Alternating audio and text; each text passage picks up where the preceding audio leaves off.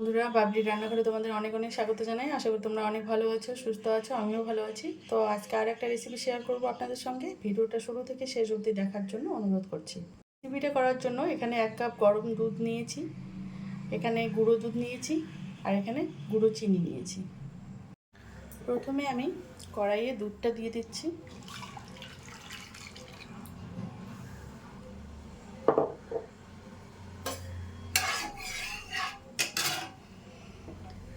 এবার আমি গুঁড়ো দুধটা অ্যাড করে দিচ্ছি,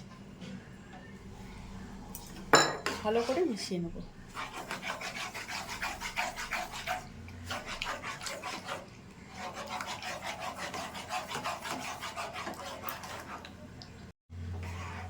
গুঁড়ো দুধটা দিয়ে ভালো করে আমি মিশিয়ে নিয়েছি। এবার এখানে আমি 1 চামচ ঘি দিয়ে দেবো।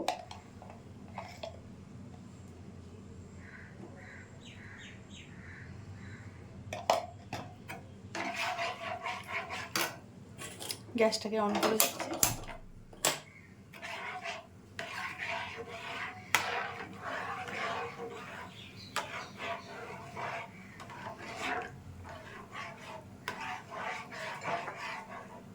এখানে আমি 3টে এলাচ দিয়ে দিলাম। দুধটা ফুটে গেছে, এবার আমি চিনি গুঁড়ো দিয়ে দিচ্ছি। আপনারা গোটা চিনিও দিতে পারেন, গুঁড়ো চিনিটা আমি দিলাম।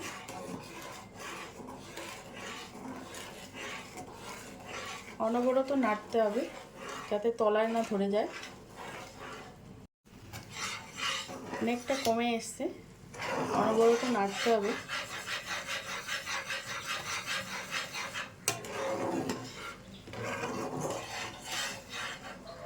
পনেরো মিনিট পর দেখাচ্ছি। দেখুন অনেকটা শুকিয়ে এসছে, আরও একটু শুকনো করতে হবে।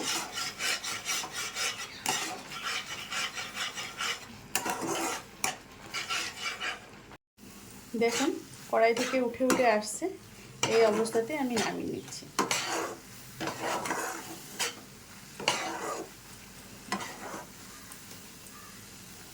দেখুন বন্ধুরা, আমি সন্দেশটা ঢেলে নিয়েছি। এবার ঠান্ডা হওয়ার অপেক্ষা, ঠান্ডা হলে আমি আপনাদের সার্ভ করে দেখাবো।